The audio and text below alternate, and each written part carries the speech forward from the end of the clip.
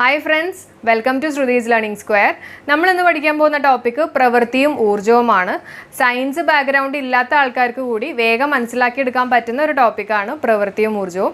അപ്പോൾ ടൈം കളയാനില്ല, നമുക്ക് ക്ലാസ്സിലേക്ക് കയറാം. അപ്പോൾ നമുക്ക് ക്ലാസ്സിലേക്ക് കിടക്കാം. നമ്മൾ ആദ്യം പഠിക്കാൻ പോകുന്നത് എന്താണ്? പ്രവൃത്തി എന്നുള്ളതാണ്. പ്രവൃത്തി അല്ലെങ്കിൽ വർക്ക്. ഓക്കെ, എന്നുള്ളത് നോക്കാം. ആദ്യം തന്നെ ഞാനൊരു എക്സാമ്പിൾ പറഞ്ഞുതരാം. ഇപ്പോൾ എൻ്റെ കയ്യിലൊരു വസ്തു ഉണ്ടെന്ന് വിചാരിച്ചോ. ഈ ഒരു വസ്തുവിന് ഞാനൊരു ഫോഴ്സ് അപ്ലൈ ചെയ്യാണ്, ഒരു ബലം കൊടുക്കുകയാണ്. ഞാൻ ഈ ഒരു വസ്തുവിന് ഒരു ഫോഴ്സ് അപ്ലൈ ചെയ്യുമ്പോൾ ഞാൻ അപ്ലൈ ചെയ്ത ഡയറക്ഷനിൽ തന്നെ ഈ വസ്തു നീങ്ങുക എന്ന് വിചാരിക്കുക. ഓക്കെ, ഞാൻ ഏത് ദിശയിലാണോ ഞാൻ ഫോഴ്സ് കൊടുക്കുന്നത്, ബലം കൊടുക്കുന്നത്, അതേ ദിശയിൽ തന്നെ ഈ വസ്തു നീങ്ങുകയാണെങ്കിൽ അതാണ് എൻ്റെ പ്രവൃത്തി എന്ന് പറയുന്നത്. ക്ലിയർ ആയല്ലോ? ഇനി നമുക്ക് എന്താണ് ഡെഫിനേഷൻ എന്നുള്ളത് ജസ്റ്റ് ഒന്ന് നോക്കാം.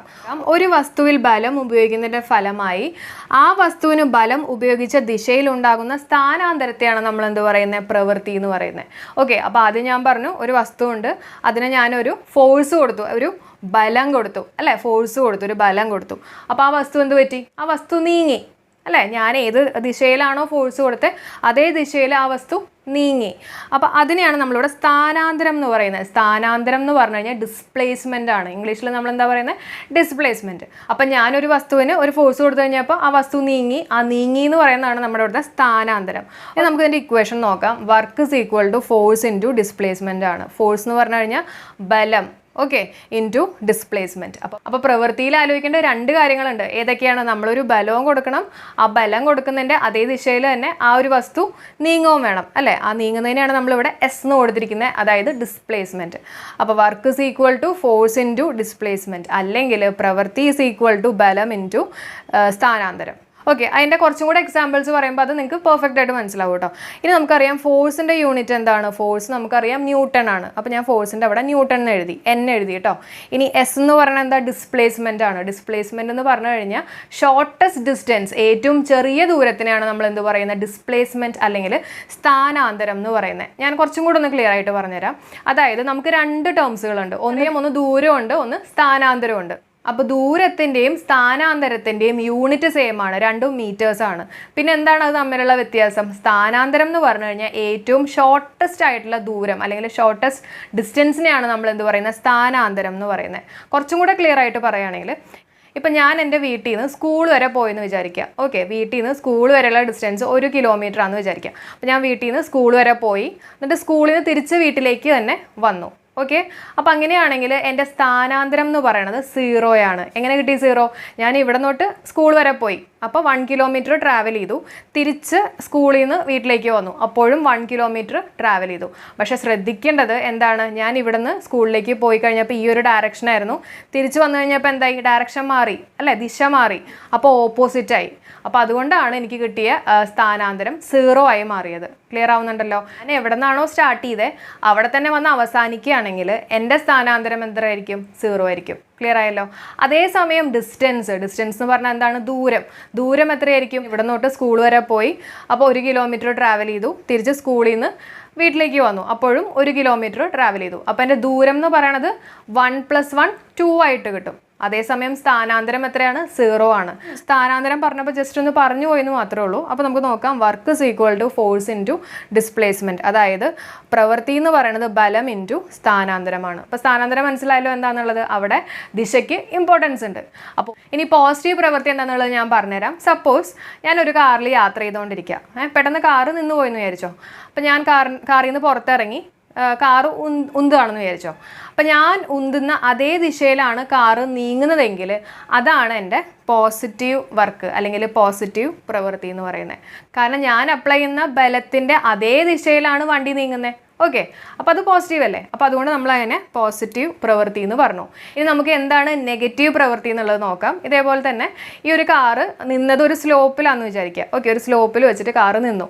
അപ്പോൾ ഞാൻ കാറിൽ നിന്ന് പുറത്തൊക്കെ ഇറങ്ങി, കാറ് ഉന്തുന്ന സമയത്ത് എൻ്റെ ശക്തി കുറവാണെന്ന് വിചാരിച്ചോ. അപ്പോൾ കാർ എന്ത് പറ്റും? സ്ലോപ്പ് അല്ലേ, അപ്പോൾ കാറ് തിരിച്ച് ബാക്കിലേക്ക് വരും.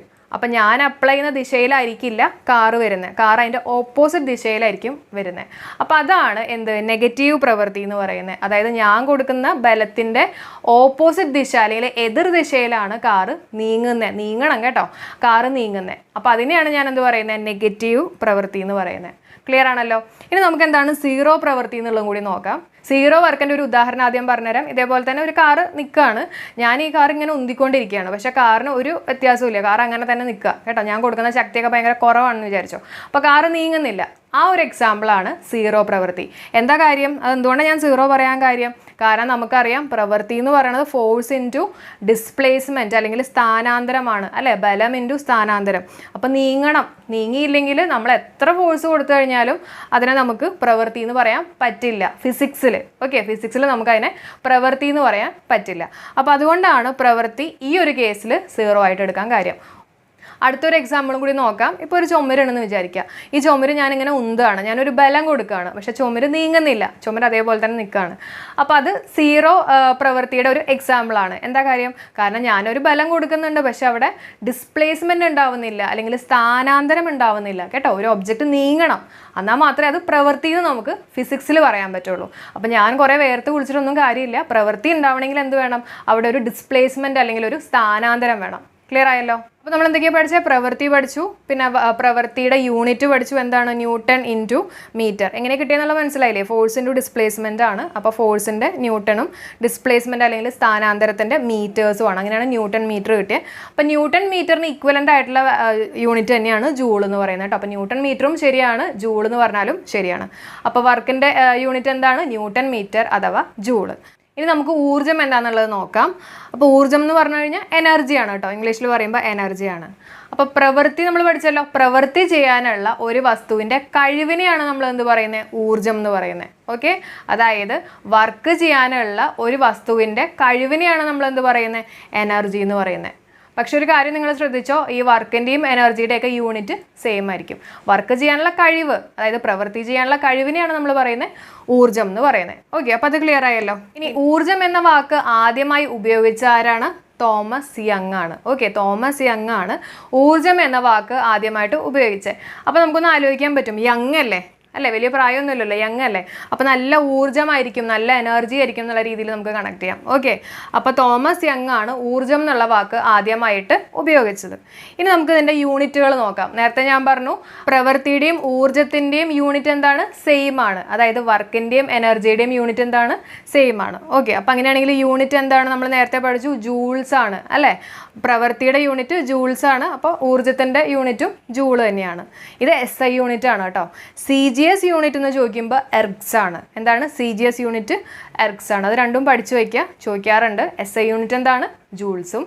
CGS യൂണിറ്റിൽ പറയുമ്പോൾ എന്താണ്? എർഗ്സ് ആണ്. ഓക്കെ, ഇനി അടുത്തത് നോക്കാം. 1 ജൂൾ എന്ന് പറഞ്ഞു കഴിഞ്ഞാൽ, ഇനി ജൂളും എർഗ്സും തമ്മിലുള്ള ഒരു റിലേഷനാണ് കേട്ടോ.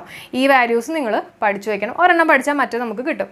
1 ജൂൾ എന്ന് പറയുന്നത് 10⁻⁷ എർഗ്സ് ആണ്. ഓക്കെ, 1 ജൂൾ എന്ന് പറഞ്ഞു കഴിഞ്ഞാൽ 10⁻⁷ എർഗ്സ് ആണ്.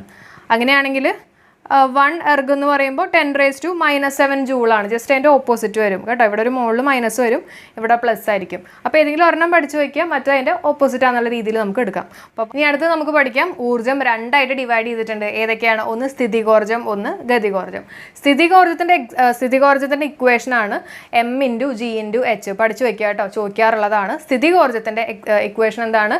Mass into acceleration due to gravity into height ആണ്. അതായത് പിണ്ഡം ഇൻറ്റു ഭൂമിയുടെ ഗുരുത്വാകർഷണ ത്വരണം ഇൻറ്റു ഹൈറ്റ് ആണ് സ്ഥിതികോർജ്ജത്തിൻ്റെ ഇക്വേഷൻ.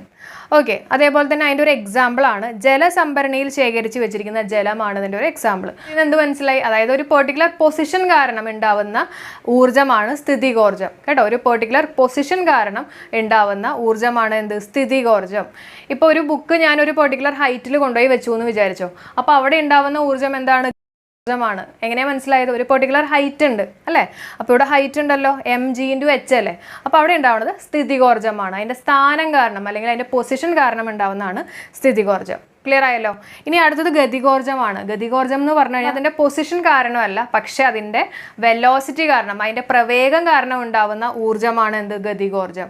ഒരു എക്സാമ്പിൾ ഞാൻ പറയാം. അതായത് നീങ്ങുന്ന എന്തെങ്കിലും ഒരു വസ്തു എടുക്കാം. അതായത് ഒഴുകുന്ന ജലം, അതേപോലെ തന്നെ വീഴുന്ന വസ്തുക്കൾ, പായുന്ന ബുള്ളറ്റ്, ഇതെല്ലാം നീങ്ങുകയല്ലേ. അപ്പോൾ അതിനൊരു പെർട്ടിക്കുലർ പ്രവേഗം ഉണ്ടാവും കേട്ടോ. അങ്ങനെ പ്രവേഗമുള്ള വസ്തുക്കളിൽ ഉണ്ടാവുന്ന എനർജി അല്ലെങ്കിൽ ഊർജ്ജത്തിനെയാണ് നമ്മൾ എന്ത് പറയുന്നത്, ഗതികോർജ്ജം. അപ്പോൾ ഏത് വസ്തു നീങ്ങുകയാണെങ്കിലും അതിനെന്തുണ്ടാവും, ഗതികോർജ്ജം ഉണ്ടാവും. അത് ഓർത്ത് വയ്ക്കുക കേട്ടോ. ഇനി വന്നിരിക്കാൻ വേണ്ടി നിങ്ങൾക്ക് ആലോചിക്കാം, ഗതികോർജ്ജം എന്ന് പറയുമ്പോൾ ഗതാഗതം നീങ്ങുന്നതല്ലേ, അപ്പോൾ അങ്ങനെയും നിങ്ങൾക്ക് ആലോചിക്കാം. ഗതികോർജ്ജത്തിൻ്റെ ഇക്വേഷൻ എന്താണ്, half mass into velocity square ആണ്. അതായത് പ്രവേഗത്തിൻ്റെ സ്ക്വയറും കൂടെ മൾട്ടിപ്ലൈ ചെയ്യുമ്പോഴാണ് നമുക്ക് ഗതികോർജ്ജം കിട്ടുന്നത്. അതായത് നീങ്ങുന്ന ഏതോ വസ്തുക്കൾക്കും ഉണ്ടാവുന്നതാണ് ഗതികോർജ്ജം. സ്ഥിതികോർജ്ജം എങ്ങനെയാണ്, ഒരു വസ്തുവിന് ഒരു പെർട്ടിക്കുലർ ഹൈറ്റ്, ഒരു പെർട്ടിക്കുലർ പൊസിഷനിൽ ഉണ്ടാകുമ്പോഴാണ് എന്തുള്ളത്, സ്ഥിതികോർജ്ജം ഉണ്ടാവുന്നത്. അപ്പോൾ അവിടുത്തെ ഇക്വേഷൻ എന്താണ്, വെലോസിറ്റി വരുമോ, ഇല്ല, പകരം ഹൈറ്റ് വരും. Okay, mgh. ഇവിടെ എന്താ വരുന്നത്, വെലോസിറ്റി ആണ് വരുന്നത്, അല്ലെങ്കിൽ പ്രവേഗമാണ് വരുന്നത്. ഹാഫ് mv² ആണ് ഗതികോർജ്ജത്തിൻ്റെ ഇക്വേഷൻ. ഇത് ഭയങ്കര ഇമ്പോർട്ടൻ്റ് ആണ്, ശ്രദ്ധിച്ചേക്കുക. ഈ ഒരു വസ്തു ഞാൻ മുകളിലേക്ക് ഇട്ടു എന്ന് വിചാരിച്ചോ, മുകളിലേക്ക് ഇടുന്ന സമയത്ത് എന്ത് ഊർജ്ജമായിരിക്കും അവിടെ കൂടുന്നത്, സ്ഥിതികോർജ്ജമാണ് അല്ലേ. കാരണം വസ്തു ഞാൻ മുകളിലേക്ക് ഇടുന്ന സമയത്ത് അവിടെ എന്താണ് കൂടുന്നത്, സ്ഥിതികോർജ്ജം കൂടും. അതേസമയം ഗതികോർജ്ജത്തിന് എന്ത് പറ്റും, ഗതികോർജ്ജം കുറയും. ഓക്കെ, ഗതികോർജ്ജം കുറയാൻ കാര്യം വെലോസിറ്റി കുറഞ്ഞാണ് വരുന്നത്. മുകളിലേക്ക് നമ്മളും വെലോസിറ്റി കുറഞ്ഞാണ് വരുന്നത്. അതുകൊണ്ട് ഗതികോർജ്ജം കുറയും, സ്ഥിതികോർജ്ജം കൂടും. PSCയിൽ പല പ്രാവശ്യം ചോദിച്ചിട്ടുള്ള ക്വസ്റ്റ്യൻ ആണ്, ഇമ്പോർട്ടൻ്റ് ആണ് കേട്ടോ. മുകളിലേക്ക് അനുസരിച്ചിട്ട് ഗതികോർജ്ജം കുറയും, സ്ഥിതികോർജ്ജം കൂടും. കാരണം അത് ഹൈറ്റിനെ ഡിപ്പെൻഡ് ചെയ്യുന്ന ഒരു ഊർജ്ജമാണ് സ്ഥിതികോർജ്ജം. ഇതിനെ ബേസ് ചെയ്തിട്ടുള്ള ഒരു ന്യൂമറിക്കൽ നമുക്കൊന്ന് വർക്കൗട്ട് ചെയ്യാട്ടോ, എളുപ്പമാണ്. അപ്പോൾ അതായത് നമ്മുടെ kinetic energy is equal to half mv² എന്ന് എല്ലാവർക്കും അറിയാലോ. അതായത് ഗതികോർജ്ജം is equal to half into mass into പ്രവേഗം സ്ക്വയർ അല്ലേ. ഇനി നമ്മുടെ പ്രവേഗം ഡബിളായി എന്ന് വിചാരിച്ചോ, ഓക്കെ, 2 ഇരട്ടിയായെന്ന് വിചാരിച്ചോ, പ്രവേഗം 2 ഇരട്ടിയായെന്ന് വിചാരിക്കുക.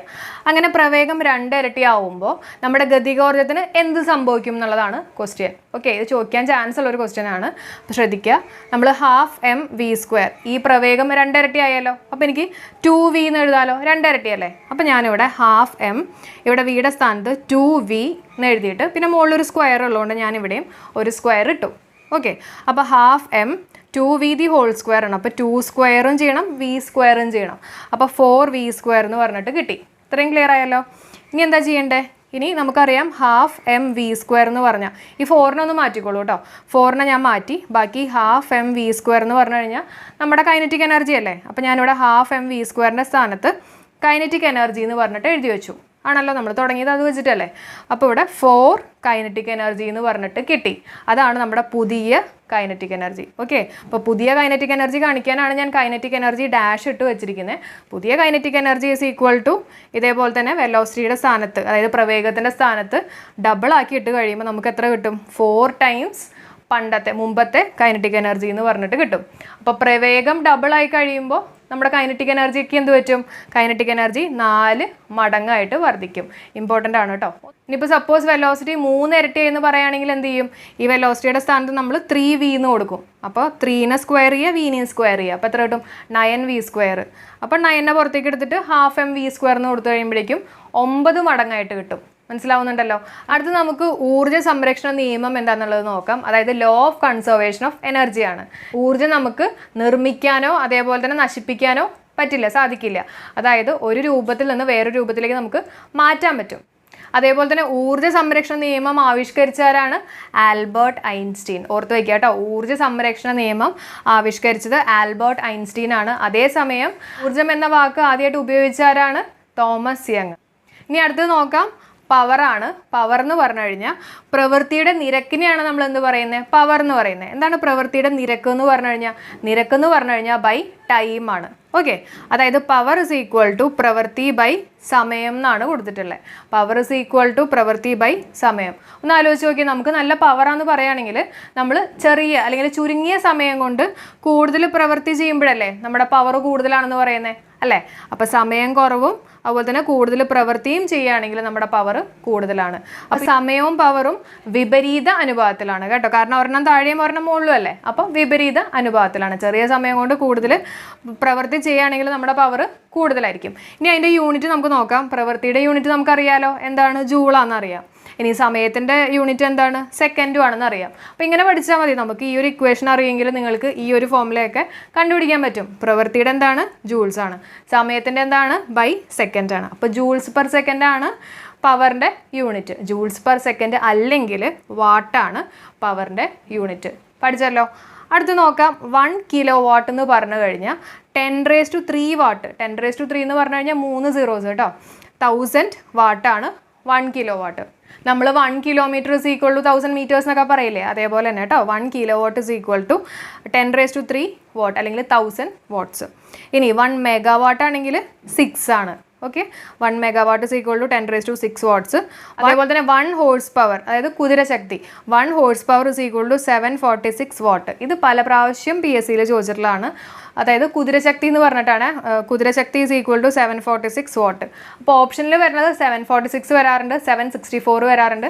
അങ്ങനെ നമുക്ക് ആകെ കൺഫ്യൂഷൻ വരുന്ന എല്ലാ ടേംസുകളും വരാറുണ്ട്. അപ്പോൾ നിങ്ങൾ ഓപ്ഷൻ ആദ്യം തന്നെ നോക്കണ്ട, ആദ്യം തന്നെ ആലോചിക്കുക. അപ്പോൾ 746 എന്ന് പഠിച്ചു വയ്ക്കുക, 746. Okay, 746 what. ഓക്കെ, അപ്പോൾ 1 ഹോഴ്സ് പവർ അല്ലെങ്കിൽ ഒരു കുതിരശക്തി എന്ന് പറയുന്നത് എത്രയാണ്? 746 വാട്ടാണ്. ഒരു പോയിന്റും കൂടി പറയാൻ ഞാൻ വിട്ടുപോയായിരുന്നു കേട്ടോ. അതായത് ഇലക്ട്രിക്കൽ എനർജിയുടെ യൂണിറ്റ് എന്ന് പറയുന്നത് വാട്ട് അവർ ആണ്. ഓക്കെ, ഇലക്ട്രിക്കൽ എനർജിയുടെ യൂണിറ്റ് എന്താണ്? What our.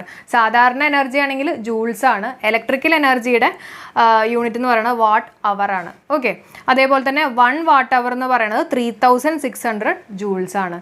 1 വാട്ട് അവർ എന്ന് പറയുന്നത് 3600 ജൂൾസ് ആണ്.